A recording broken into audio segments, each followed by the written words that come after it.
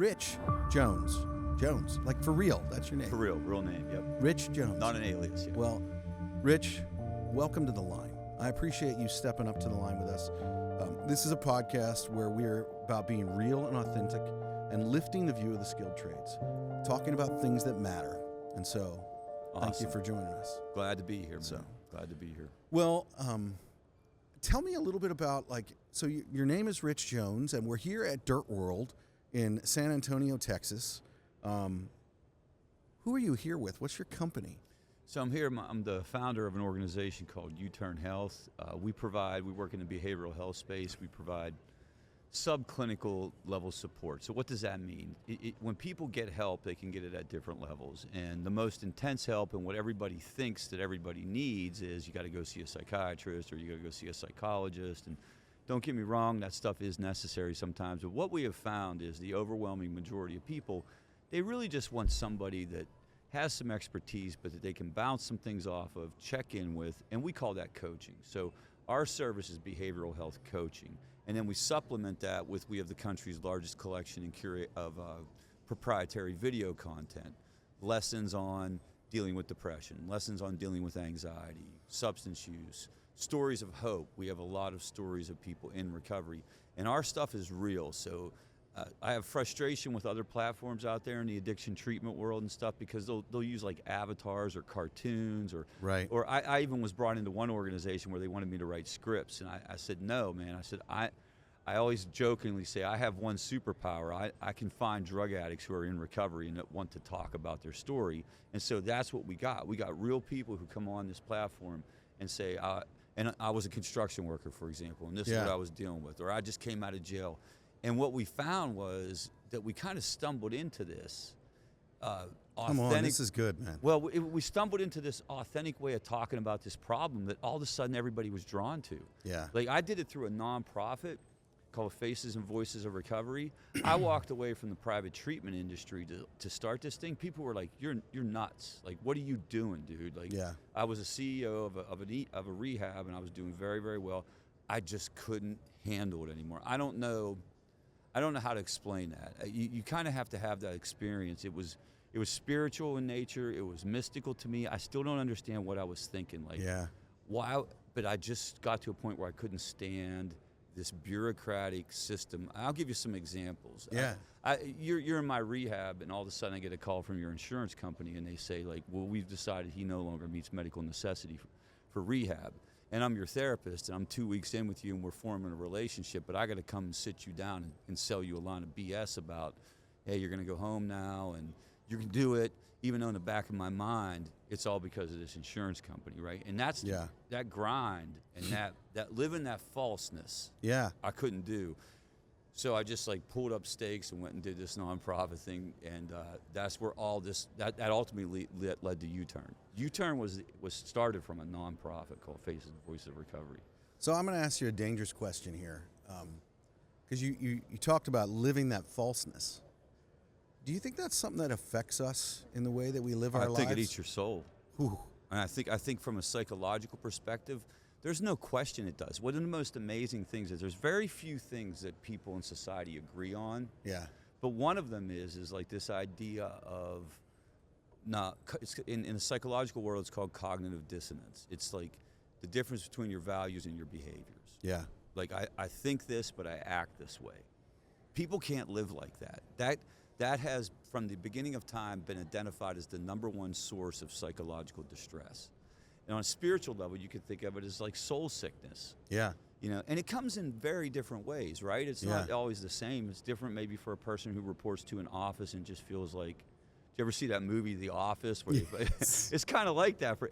Or another person might experience it more in a different type of trade setting. Yeah. Or it can happen. But it's when you're in a spot and you're not able to be yourself.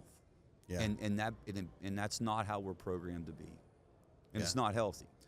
Well, I think that's a real key thing, and we're going to get into it a little bit more later here, but specifically related to the trades, because that's what we're about. But that's a real key thing that we're not wired that way. We're not made to operate that way. No, especially in the trades. Yeah. Yeah, so we've over time. I've become very, very drawn to working with the construction industry. And honestly, it wasn't a target. It wasn't anything that we thought we would do. Youturn Health was working primarily and does work primarily in like the criminal justice reentry space. Okay. What happened was we started having these conversations with people in the trades, and the numbers were so troubling and so like deeply, deeply troubling. Yeah. And I'm always. I saw some of them this morning. Yeah, I mean, I run toward that stuff. Like when I Yeah. hear that, that's where I want to be, and I want to learn more about it. And that led to like, we really jumped into working with the trades and learning more about it. And we've kind of become specialists in the behavioral health space, working with construction companies, mining companies, anybody that builds anything. So I want to be careful because I don't want to get ahead of myself. So let me just step back because I'm going to ask you some questions about that. But so you told some of your story this morning, so I know a little bit about your origins.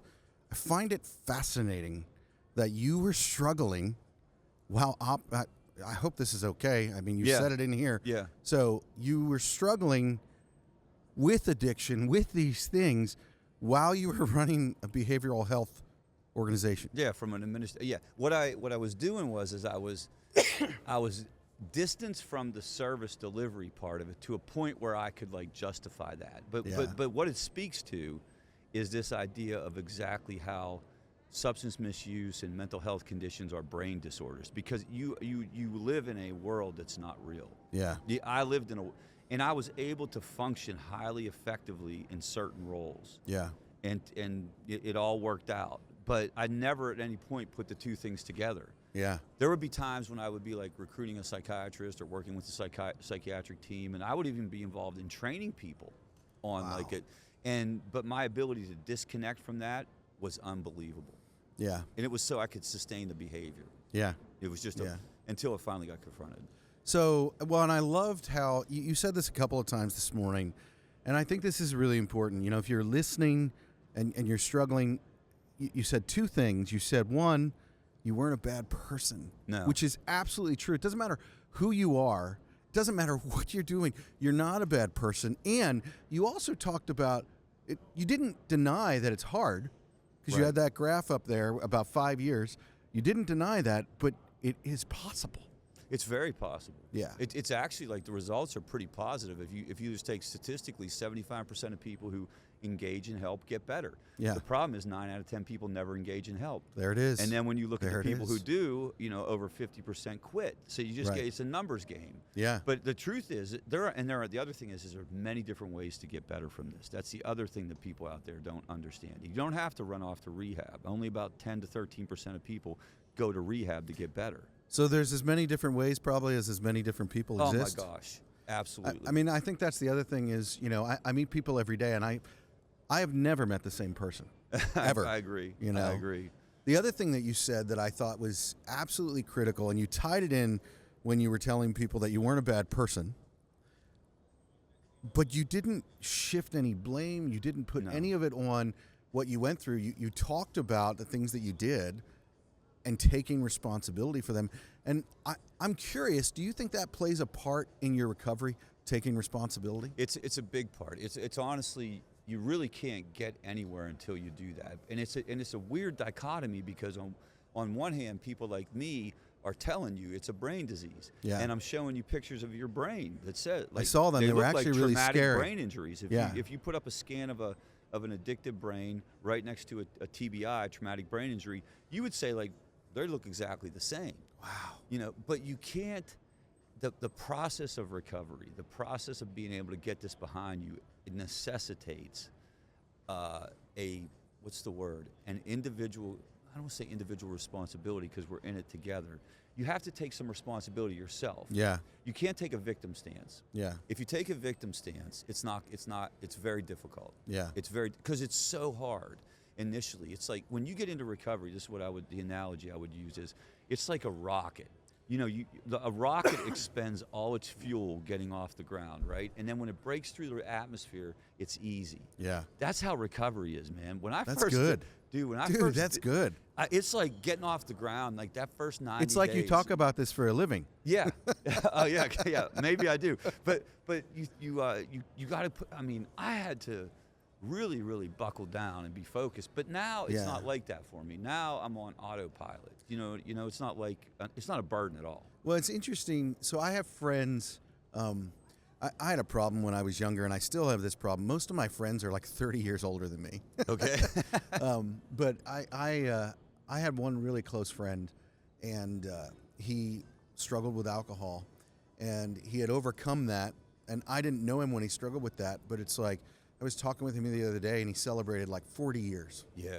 And I was like, and he didn't even celebrate it. It just came out. Right. It's like, it's been 40 years. I'm like, you're not making a big deal about that? He's not a big deal. Yeah.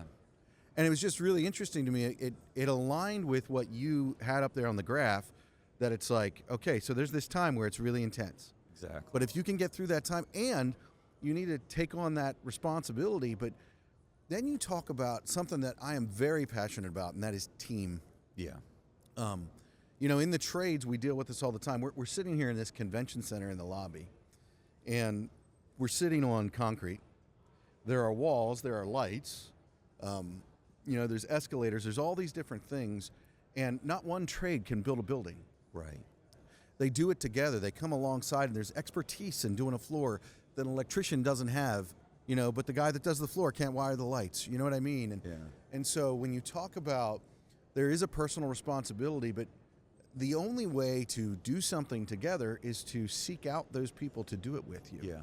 Well, and in the trades, the thing is that it is such an intense. I think it's such an intense experience. It's a certain type of job, right? That's physically demanding. Yes. And and if you're not on your game, dangerous. It's a different. It's not the same experience as me walking into the office. It just isn't. And there's a brotherhood and a sisterhood there. It reminds me a lot, the experiences I've had talking to people in the trades and watching how like people talk to each other in the trades. It reminds me a lot of the work I did with veterans. Yeah. Where there was a communication level around things that if you were an outsider, you didn't really know what was going on. Oh man, it's the truth. And so I capitalized on that. Like, so everybody we hired is somebody who is in recovery but also worked in construction.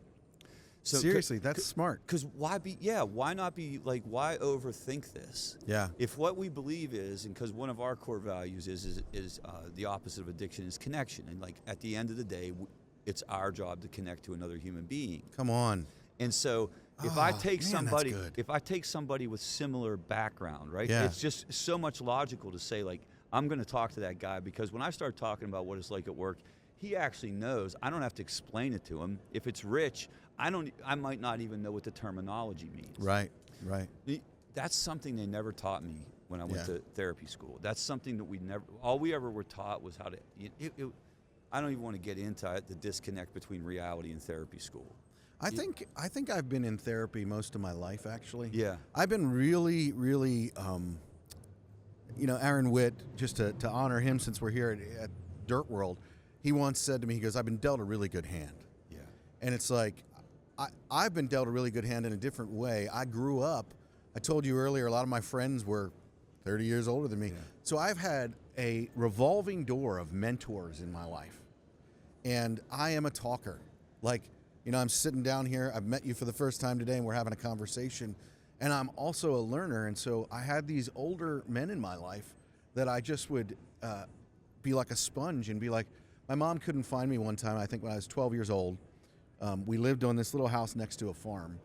And the 65-year-old farmer, with cows and whatnot, was out. She could not find me. She looked for me all day.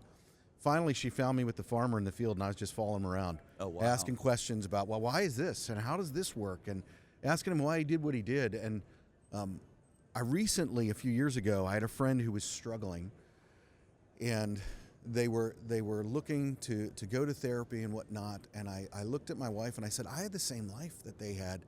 And she made one comment to me, and she said, yeah, well, there was one major difference. They never talked to anybody. Oh my goodness. And she said, you don't realize that you've been in therapy since you've been like 12 years old, because you've had problems, but you would go to this old guy and be like, tell me what I do. Like, help me process this, help me talk through it.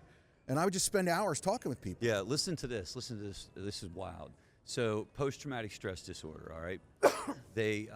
Everybody, a lot of people have heard about soldiers coming back from Vietnam, and PTSD was a big deal. That's Yeah. when it first was really in the news, and it was a big deal with that population. It still is. It still affects them to Yeah. these days.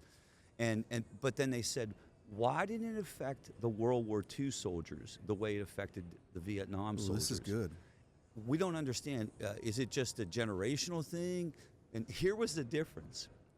Whenever the war ended in Europe, you had to get on a boat and you were traveling across the ocean for several weeks with your fellow soldiers. And what were you doing at night? You were sitting around talking about the war. Come on. In Vietnam, you got on a plane in an individual little seat by yourself, probably beside some business person, and flew home and got greeted, not necessarily in the most positive way. And you weren't talking. That difference is what they Wow. pointed out. It's exactly what you're saying. Wow. But what we've done, this is where we got to be careful. And again, I want to make sure I go on the record. I am a therapist. I believe in therapy. I believe, just like I believe in surgery for certain procedures, you Yeah. need to be able to go deep and you need to be able to figure stuff out with people. You know Come what on. I mean? So I'm all about that. But we have over-medicalized human interactions. And it's hurting people. And one of the things we had to overcome when even working with some of this stuff in the construction industry and starting to get people to talk about this was this idea that only certain people can talk about this. Yeah. That it has to be Rich Jones who has a PhD or whatever, or so-and-so that has a PhD.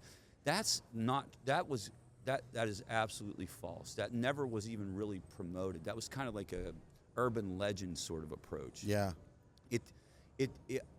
I have gotten help from therapy, but I have probably gotten more help in my life from just talking to people and Yeah. being open to interaction and give and take and things like that. Yeah. I think, I just love what you guys are doing, and I want to get into that here in a second, but let me ask you a question. So, this is softball. What is a tool or a piece of gear that Rich Jones can't live without? Yeah, I have got to, so in recovery, there's this principle, and you're going to think I'm trying to duck the question. I'm not. If I do, I'll call you out on it. Okay, call me out on it. Because it isn't a tangible piece of equipment. It's a daily practice. In recovery, there's this principle of maintaining your spiritual condition. And so I have to have a daily routine where I'm checking in with God. This is just me. Yeah. It's just how I did my recovery. Yeah. And because what happens when I don't do that, I am not at my best. I am grumpy. I am stressed. I am overwhelmed. I am snappy. Yeah. I'm capable, man, and I'm a pretty nice guy, but I'm capable of saying mean things. And I've said things in meetings with government officials around funding and stuff that I've. Well, government officials can pull that out of you. I have seen it. And I've said it to insurance and company. I've said stuff I shouldn't have said. And I've noticed in my life. That's like my mantra. Well, and I know there's always a pattern to it. Yeah. It comes. Ooh, there it is. It comes from getting out of my routine, because when I'm in my routine, I have it even goes beyond just the check-in, the spiritual check-in. It's more like I'm slowing down enough that I can catch my breath. Because my problem is, and this is good stuff, and I want this in my life. I'm busy. I got a vibrant company going. Yeah. But man, I got it. So the tool is self-care, I guess would be a way of saying it. And that routine, that daily routine. And daily. Yep, daily, because one day leads to two. I don't think you're ducking the question, because that's something that in my mid-30s, I started doing in my life, and it changed my life. Yeah. And it's no matter where I am, I journal certain things in the morning. Yep. I do certain things, and it's and if I don't do it, it messes with me. Yeah. I recently read a book, and in the book they talked about being self-aware and identifying things before they happen. Yeah. And so in my life, I've struggled with, earlier in my life, I struggled with an addiction to pornography. Yeah. And, the older that I got with technology, it got easier and easier and easier. Oh, yes. It changed. When I was yes. young, you had to find a magazine, Yep. and I didn't want that to rule my life. And it was an addiction, for sure. You talked about dopamine earlier this morning. It's the same type of hit. Same thing. And I read this book, and it really brought into something that I wasn't aware of that had helped me, and that was being aware of when something is triggered, identifying it then. Yes. Because I would always end up looking at something I didn't want to look at, or doing something I didn't want to do. I'm like, how did I get here? I didn't want to do this. Yep.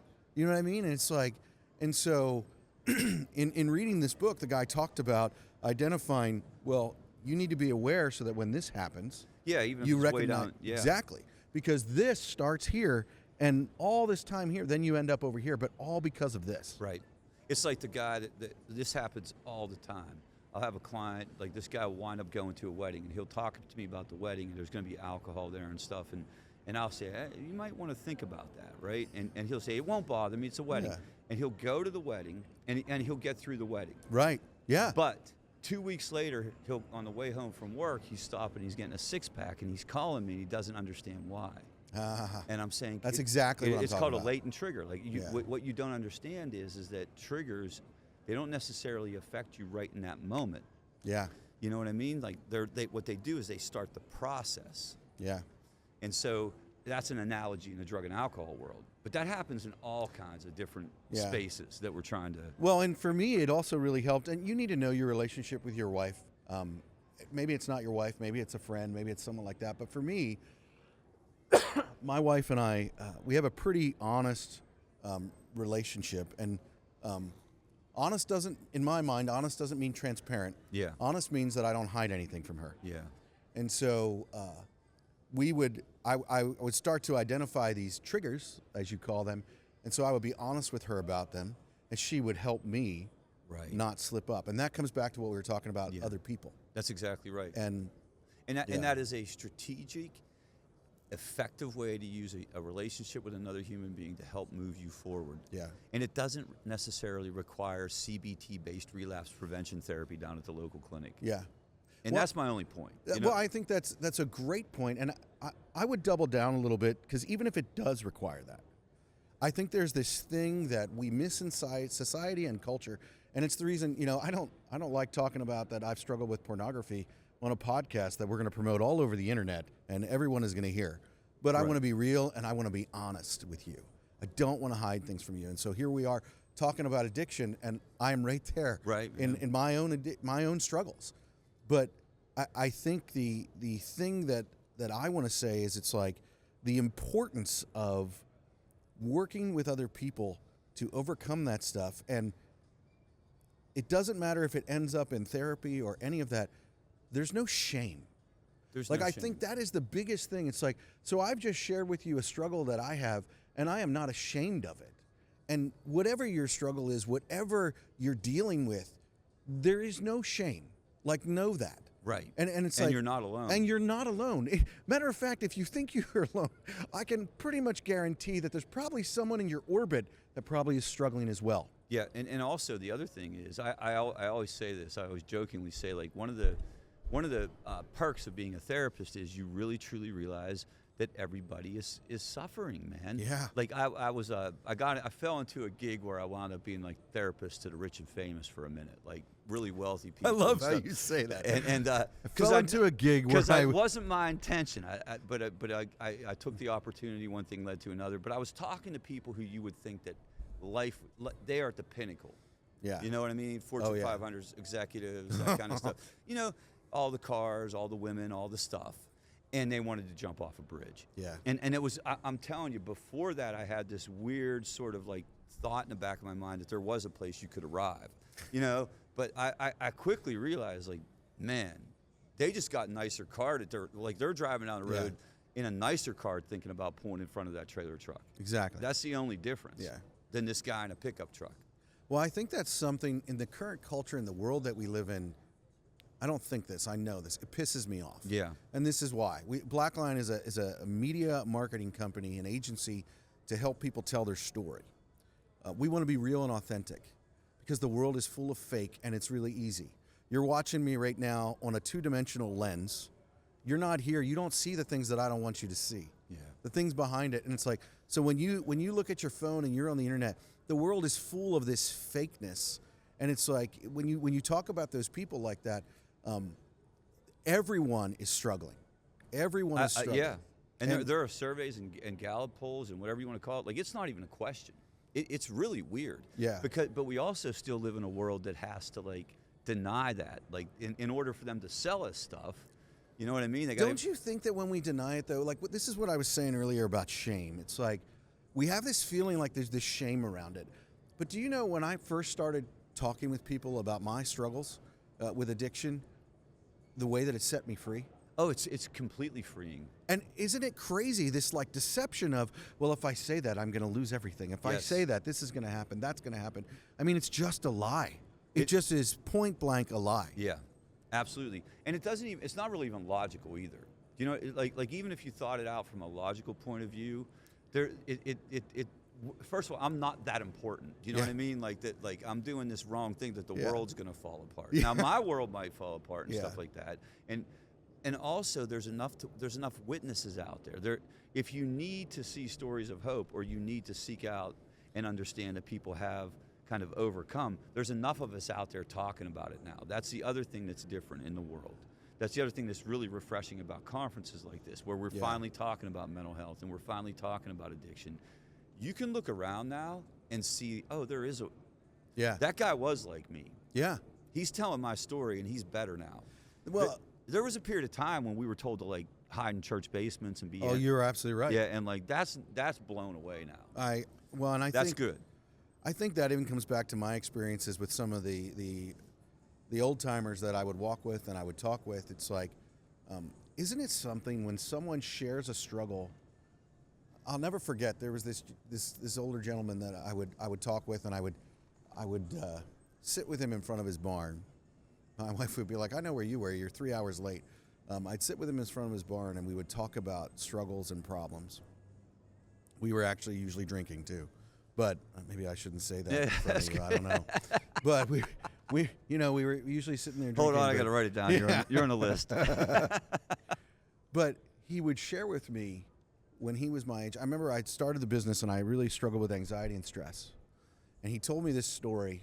He won't mind me telling this because he's not even on the internet in any way, shape, or form, and he's very proud of that. So you won't be hearing this. But he told me this story of when he had started his business. And he had come home from work, and he was there in the house, and he was I'd been sharing with him about how I struggled with stress and anxiety, and I felt so overwhelmed. And so in this story, he comes home, and all of a sudden, like his appendix burst. Like they're at the dinner table, he falls on the floor, and so he gets his wife to help roll him into the van. They lived in Florida at the time, and rolls him into the van, and she drives him to the hospital. And they get to the hospital, and the doctor is checking him out, and the doctor comes in, and after he looks at some things, and the doctor says, "Young man, you need to relax." And he has a huge syringe and muscle relaxer. Yeah. His appendix didn't burst. He was so anxious, Holy cow. so full of anxiety that his muscles were so tense that it felt like his appendix burst. Wow. And it was like, and so he shared this with me, and there I was. I felt like that before. Well, and so you know what I'm talking about. Yeah. Imagine when someone who had been there shares that with you. I didn't have to go to the hospital and get shot with some horse tranquilizer. Like Right. I didn't have to have that experience, but I also knew that he knew what I felt. Yeah. He knew the anxiety. He knew what I felt, and he wasn't denying it or anything like that. He was saying, "This is what you need to do." Yeah. Yeah. But he has to have the courage to tell you that. Exactly. Because there's an impulse inside us to like, we want to be heroic, and we think heroic equals bulletproof. So why would I ever tell you a story like that? Yeah. But you guys had a different type of relationship. He probably knew that Well, it was okay. The interesting thing that you say heroic. Well, I really hope he doesn't listen to this. He is heroic to me. Yeah. He is. I could tell you 20 different stories like that over the past 30 years of my life that he has done that for me with. Right. And that's what a hero is. That's what we need. Yeah. That's what a hero is on a job site too. That's It what a hero absolutely like. is. If a hero in the trades, if a worker goes up to another worker and initiates a conversation around suicide, you're a hero. Yeah. You are a hero. Like, that is not easy. That is uncomfortable. That is not something that we've been conditioned to do in any kind of way. Yeah. It takes serious. I know a guy in recovery who says recovery takes bold moves. Yeah. And that's a bold move. Yeah. To have that conversation. I don't care what anyone says. Well, I think that's where, we have to. I've heard a lot this weekend about caring. And it's like, I think that's where we really need to decide, well, do we care? Yeah. And if we care, then are we going to put our money where our mouth is? And this is a phrase that I say from time to time. And are we going to step up to the line? Yeah. Are we going to step up to the line and say, you know what? I'm putting my toe up to the line, and I'm saying no more. This stops with me. You know, this is where it's at, and that's why I'm doing what I'm doing. You know, I think that's why you're doing what you're doing. Talk to me a little bit about what Youturn Health is doing in the trades, and how what are the things that you're working with companies? We took my experience. So I own an EAP company, an employee assistance. That's traditional kind of help. But Okay. I took my experience in that space and said, how can we actually help people? Yeah. What should we do with this opportunity in the trades? Like, we work with a lot of unions, we work with a lot of construction companies, we work with the AGC, we're with BuildWit, all of the above. And so how do we take this and tailor that program, but for the trades? So we asked people what they wanted.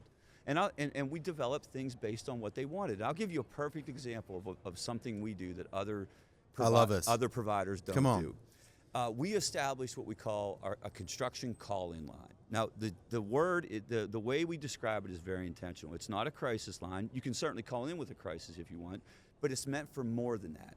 This is the place you call where you will get a live person guaranteed every time to answer any of your questions you have, or even just listen to you if you want to vent about behavioral health. Yeah. You don't ever have to call back again. You don't have to agree to sign up for a coaching relationship or a therapy. You can call once, or you can call 5 more times today, whatever you need. Rich. And listen to the story on how we got to this, man. We were doing the old school stuff that they teach, and here's how they teach you to do it. You know, hey, come see me every Wednesday at 6 o'clock. We're going to be on the phone every Wednesday at 6 o'clock. So we're trying to do that for a while because that's what everybody does. Right. It's ridiculous. Nobody wants to talk. Well, I got this guy on the phone, and I'm a pretty good therapist and stuff. And I'm on the phone with him, and he wouldn't talk, man. And we were trying to do stress management or how you doing. And I said, all right, we're going to start with today then, because I said, what was the most stressful thing this week? Can't think of anything. What was the most stressful thing this weekend? Can't think of anything.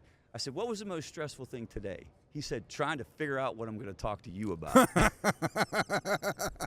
He was like 68 years old, man. He was been in the industry forever. He liked me a lot, but he was kind of grumpy, and he just told me this is the fucking hardest thing I've had. And I stepped back and I said, all right, well, we got to talk about this. And we went back to the team. And I said, I have an idea. What do you guys think about this? And we kind of vetted it around and kicked it around. Hamilton and I talked about it for a while because it was so different. Yeah. Because you don't even really know how to charge for that. You don't even know what to do with that. Yeah. So we created that specifically for the trades.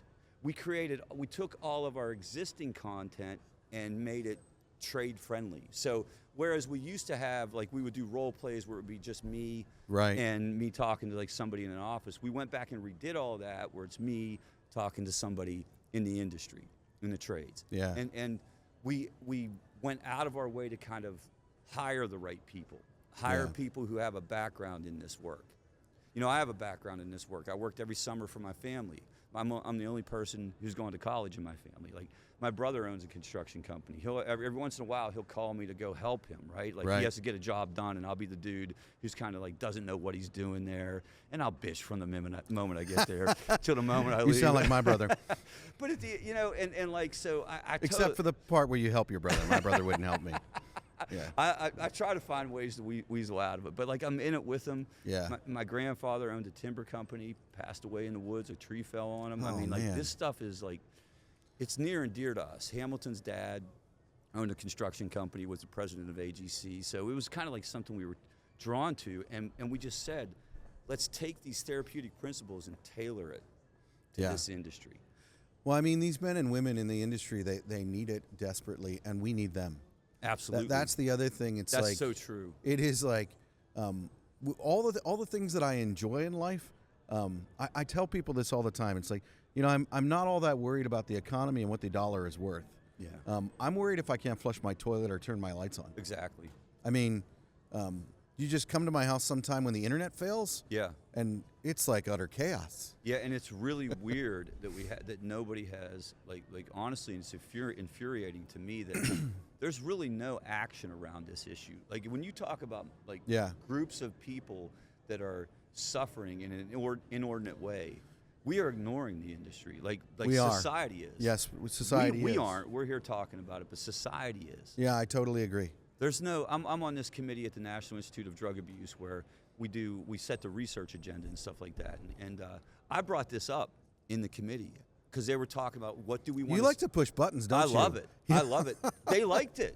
They were like, we got to look at this. Yeah. In a very like academic research way, which basically means like. If you're listening to the podcast, he just shook his head and shimmied his shoulders to make fun of that. So yeah, been a very like I don't know how to explain it. Kind of very very academic. We will look at this and see if there's legs.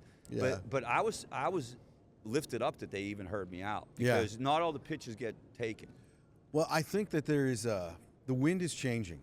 The wind Well, is your changing. point though around these are the people that are building our world. Exactly. You better get it right. Well, absolutely. And we need to stop acting like it's not there, and we need to get it right. And they matter. I mean, people everywhere matter, but it's like these men and women, I believe, have been neglected. That's a great way to say it. Yeah. You can't deny that. You cannot look at. So when you look at the numbers around suicide and overdose and how skewed they are compared to the general population, 5 times higher for suicide, 7 times higher for overdose, you can't, like, from a public health perspective, you can't ignore that. Yeah. That is a crisis. Yeah. That is an epidemic. And so how does it get there? I don't know. Stigma, all the other things that are involved with mental health and substance use. But I really don't understand how more people aren't paying attention to it outside of us, so to speak. Well, I mean, I think we're the first. I guess it's got to start here. To start, and we're the first to really start to see it at a place where we can't ignore it anymore. Like, we know that. Yeah, that's like for sure. It's one of the reasons that Blackline exists, because we had an epiphany that it's like, oh, it's not about can we win work. It's about, we have a sister company that's an electrical company. You can't just pull someone off the street and say, here, wire up this switchgear. Yeah. You got to train them. You got to teach them. And it's like, oh, we realized we haven't been investing in people. Right. And the people are dwindling. And COVID took it to a whole nother level. I bet. There was a whole group of men and women that have, and this is the interesting thing about the trades is, and here at this event, there are all these virtual things and everything's great. I love it all. But the only way to learn certain things is to do them alongside someone else. Like, we call them apprenticeships for a reason. You apprentice alongside someone else. And we have been neglecting that, and all this knowledge is leaving our industry. Yeah. Leaving our industry. And so it's a huge thing that we need to focus on. And we are, but I think people are beginning to realize it. I think what you and Hamilton are doing and Youturn Health is doing is huge, and it's phenomenal because I don't think that people are aware, like the stats that you had up there today, it is so obvious that people in construction are neglected as far as the way that they're viewed and the way society is viewing them. I mean, they're committing suicide at a much higher rate. Yeah, and if that was any other kind of marginalized group, there would be like rioting in the street. Exactly. We'd be screaming from the rooftops. Exactly. It's so unfortunate, but if you really step back and think about it, it's kind of like an ignored issue. The trades have historically been looked down on. Yeah. I agree. That kind of stuff. And it's never talked about. This is so wild that we are talking about it because it was never on my radar. Yeah. And I'm a very active kind of like psychologist. I'm involved in a lot of stuff. I'm in there. I want to, and I run toward problems. That's kind of like always been my MO. I can see that. Yeah. You're running towards it. Yeah. And so the fact that it took us this long to kind of like catch up to this, but here's the really cool thing. It is definitely like moving in the right direction, man. Yeah, I agree. I did 13 talks in October. Wow. In the industry, just for the trades. You must be tired. I did about 4 or 5 for criminal justice, but I did. Yeah, that encourages me just because people are paying you to do that. Some we do for people will pay for travel typically. But I mean, they're investing in having you come and do that. That's huge. No, companies are definitely. It's changing. It's changing. Awesome. It may not be like changing on a dime, and it is what it is, right? But it is definitely changing. Well, I heard someone say recently that they think we're on the right track, but we're about 10 years behind. We got to accelerate that. Yeah. And I agree. I know why they're saying that, because I saw that in society as a whole. So for the first time in 25 years, this past year, overdose rates fell. Wow. For the last 25 years, every year they have risen. And the reason is, about 5 years ago, well, at this point it's about 8 years ago, society really took this issue on. Yeah. We got political, and there was a miracle drug out there called Narcan. And we Yeah. got it in everybody's hands. And now you're seeing the results. But it took Yeah. like 8, 12 years. It can't take 8 or 12 years. Yeah. It's got to be accelerated. Too many people will die Yeah. in the meantime. Well, I mean, it is.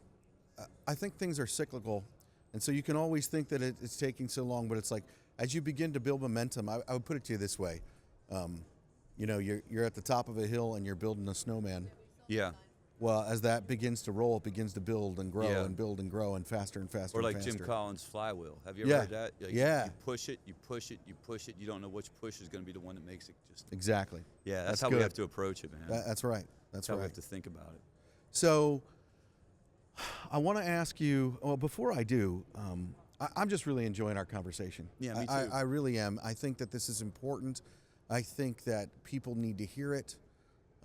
You know, I remember I was in a project management class probably about 18 years ago, and in the class we were supposed to give a talk. It was one of the things that we were supposed to do, and you know, public speaking is like feared more than death.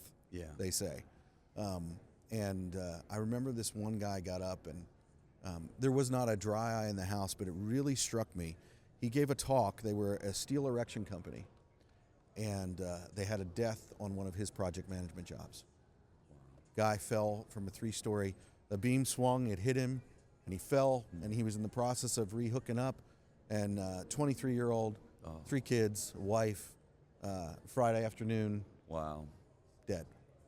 And they were, I don't know, a 150-person company, and he shared this story about how it almost destroyed their entire company. Wow. And the story was about what we're talking about, Yeah. and how they. I come from an area of the country.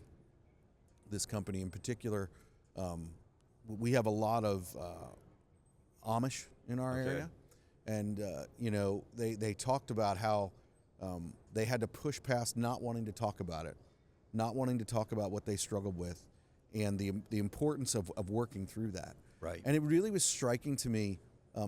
That can happen. Yeah. Like that in construction, that can happen. And I want to be careful how I say this since it's being recorded, but I think that can happen, and it doesn't mean that you did anything wrong. You know, Mike Rowe says safety's third. Yeah. You know, he says, well, first we have a job to do. Second, we need to make money, and then third, we need to be safe. Yeah. And the reason that I love that statement is we're lying if we say safety's first. Right. Because if it was, I wouldn't leave the house. It's just Right. that simple. Yeah. It would. Yeah. There would be so many precautions that you couldn't get anything done. Well, I mean, I'm an electrician by trade. I've done high voltage work. I've had to wear gloves and sleeves and, you know, do work where I'm feeling the electricity go Yeah. over my body. And it's like, that's not safe. Right. Like, Something's not good here. Yeah, exactly. But the point of why I share this story is I think that stuff can happen, but how we deal with it is so crucial. Yeah. And it really struck me that he had said that it almost destroyed their Yeah. company. Yeah. You have to. So we do a lot of like critical incident stress debriefing. So if there's an incident like that, we get on site, and you got to Yeah. get on site and see. This is again like where you got to do it right, and the people that are doing my job got to be. They can't call in, get put on a phone tree, and get Yeah. an appointment 2 weeks later. No. We no. got, and I just did one, and we just had an unfortunate situation in Maine, and I was up there, and we probably were there within 48 hours, and I spent about 48 hours there, and what we Wow. did was we had anybody that witnessed this, and anybody that had gone through it, they had to come in and see me.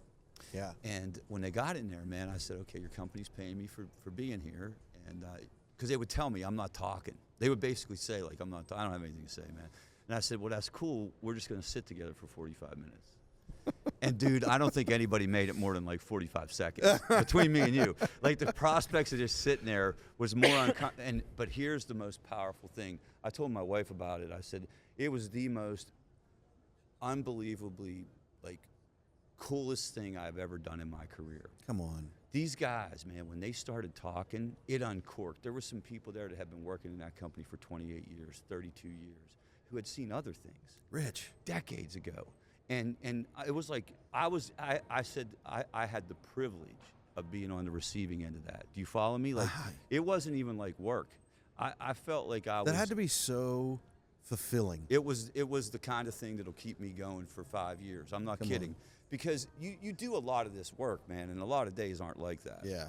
I mean, a lot of days are like putting out fires. You got people yelling at you over here. But in that moment around this horrible thing, to just watch these guys, and you know what it does? It totally. Nobody can tell me this. These guys want to talk. Yeah, I agree. It's a bunch of crap to think that. They want to talk though on their terms, in their way, with people that they want to talk to. Not here's your appointment. Yeah, exactly. Go call, the social, and nothing against the social worker who just got out of college, but like I'm telling you, it's not ever going to work. Yeah. Well, tradespeople are a lot like my son likes to watch this show with I think his name's David Boreanaz, called Navy SEALs. Okay. And it's on CBS, and he absolutely loves it. And they have these different episodes where the SEALs are like not wanting to talk to a therapist. They've been through a traumatic thing. Yeah. And I think tradespeople are a lot like that because, and the reason that I would say that is, if you don't do a certain type of trade, you don't know it, like there are certain people out there that if I talk about a lineman's wrench, you know what I'm talking about. You know what it looks like, you know what it is. Yeah. And if you don't, you don't. And that's a lot of what it's like. And so when you talk about the social worker, and nothing against that, but they also need to talk with someone, one, who they know cares. Yep. Because that's the only thing that you have that is going to, just like the Navy SEALs in this show, they were talking with this therapist, psychologist, whatever you want to call it. They had to clear him for another mission. And they had to come to a place where they realized that the person cared, because the person couldn't relate or identify with anything that they were dealing with. Right. And it's the same in the trades. Yep. It's the same in the trades. And we are bad about it, man. We do it to new guys all the time. You get on the job and you don't know anything, and we will haze the crap out of them. So, that's exactly right. But then you can capitalize on that by, if you're strategic. Again, that's why we went with a coaching model, where you can capitalize on that by training people, and we have people that want to give back, and we have people that want to get involved, and so they take these calls. Yeah. And that dynamic of speaking like automatic kind of like connection around the language about the wrench or whatever, that is invaluable. Yeah. You can't, and as far as a therapeutic relationship, you can't. Yeah. That's gold, man. That's awesome. All right. So I'm going to ask you this question. Here we go.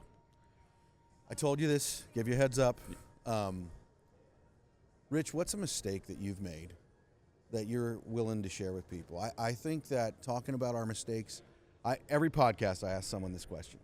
And it's like, for me, I remember riding in the van to the job sites, and old timers would share with me mistakes that they had made, and it saved me a lot of pain, a lot of heartache.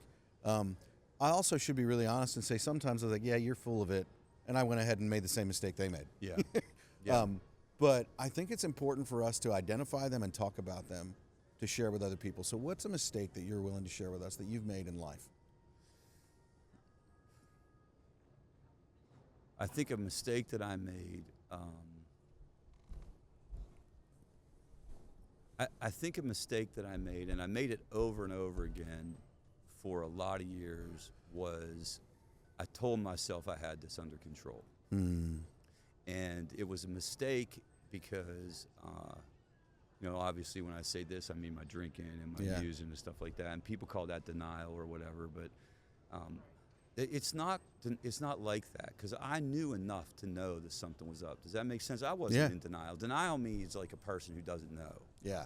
Like I was more like in a contemplative state. Like, this ain't right, dude. And if you're out there, man, and like I'm sharing this too, because I think a lot of people make this mistake when we're struggling with substances. Life gets so bad, it gets worse. It's like the stress piles up, and we think that this is somehow going to get better through the substance. Yeah. And it just is never going to happen. And so I made, and I have really good relationships with my adult children now and stuff like that. But like, and I was never a terrible dad. Like I didn't cheat on their mom. We're still married. I didn't you know, I never hit anybody. I was probably like emotionally like over the top at times and stuff like that, but I was an absentee person. Yeah.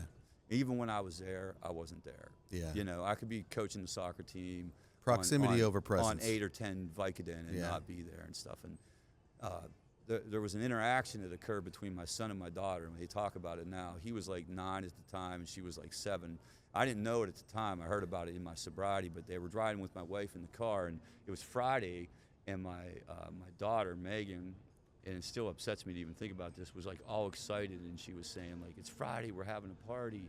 And my son, who was 9, who understood it a little bit more, looked back at her in the back seat and said, all that means is Dad's getting drunk and sleeping on the couch. Wow. And like that shit hurts, man. Yeah. And people say like, you know, don't regret the past and all this other stuff. And I don't regret it. Like, I'm not going to kick myself or go into fetal, but I'm also not going to forget that. Yeah. Because that also motivates me. Yeah. And so I guess like the mistake was thinking that somehow I'm going to go ahead and turn the corner with these substances. Because Right. it wasn't until I said I could turn a corner, but it has to be without those. And the wildest thing, man, February 14th, 2001, I knew I was done. Come on. I knew it, man. I cannot explain it. And I could have walked into any meeting too. That's the other thing. Like, you could have sent me anywhere that day. Wow. I don't know whether it was God. I believe it was God, you know, because there were people praying for me, and I don't know whether it was people and I always say, was it the little old ladies that my grandmother was telling them to say rosaries for me? Something happened, man. Come on. And I was different. I haven't even come close to having a drink or a drug since. Come on, Rich. That's awesome. Yeah, man. And so if you're out there, man, and you're in that state, Yeah. understand I feel you, and Yeah. I've been there, and there's no judgment with it, but you do have a way out. Yeah. And I would even go a further with that. Like, you can grab it, man. You can grab it. Yeah. You can grab a way out. Come on. And don't tell yourself the lie that it ain't for me. Yeah. It ain't for me. Yeah. Well, I would agree. I think it's for everyone. Yeah. I think it's for everyone. Exactly. And you touch on it in the way that you talk about what Youturn is doing and how it's not all about maybe this level of therapy. Sometimes it's maybe just about this. Yeah. Yeah. So what would you say as we're closing here, Rich? People want to find out. Say somebody owns a company, they're listening, and they're like, I want this for my people. Where do they find you? Where do they do this? So the best place would be go to www.youturnhealth.com, and there's an info form on there. Okay. And we really mean this. You can send in one question, or you can send in an inquiry about your company. So like, you might have a question about a situation. I'll answer it for free. Right. Like it's literally an inquiry info form. It's kind of how we build our relationships in our community and stuff like that. So go on the website, fill out this, and I'll respond, and we'll send you some information, and we would take it from there. Okay. But hit up youturnhealth.com. Youturnhealth.com.